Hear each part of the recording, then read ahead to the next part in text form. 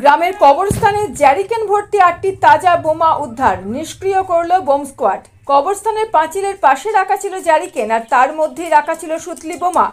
গোপন সূত্রে খবর পেয়ে সোমবার পুলিশ পৌঁছায় এলাকায়। পুলিশি প্রহরায় রাখা হয় বোম।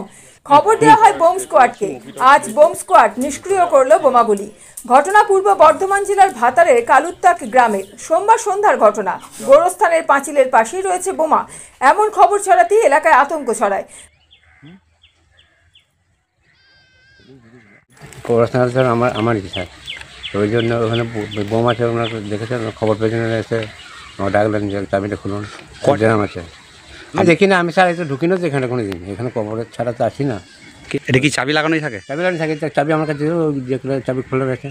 যখন মৃত্যু হয় তখন এসে খুলি, গ্রামের লোক যারা কবর খোঁড়ে তখন ওইখানে। এটা কি আপনাদের ব্যক্তিগত গোরস্থান? হ্যাঁ, আমার 5 ভাইয়ের।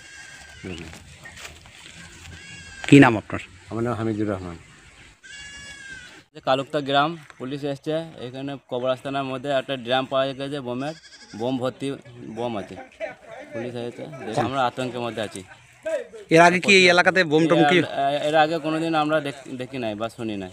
আজকে হঠাৎ করে দেখছি এক গাড়ি পুলিশ এসে দেখছে এক ড্রাম ভর্তি বোম কবরস্থানের ভিতরে। পুলিশ এখন ঘিরে রেখেছে। প্রচুর ভয়ের মধ্যে, আতঙ্কের মধ্যে আছি। কি নাম আপনার? আমার নাম আসগর আলী। পুলিশ সূত্রে জানা যায় 8টি বোমা ছিল জ্যারিকেনের মধ্যে। তবে কি কারণে, কে বা কারা এই জায়গায় বোমা মজুত করে রেখেছিল তার তদন্ত শুরু করেছে পুলিশ।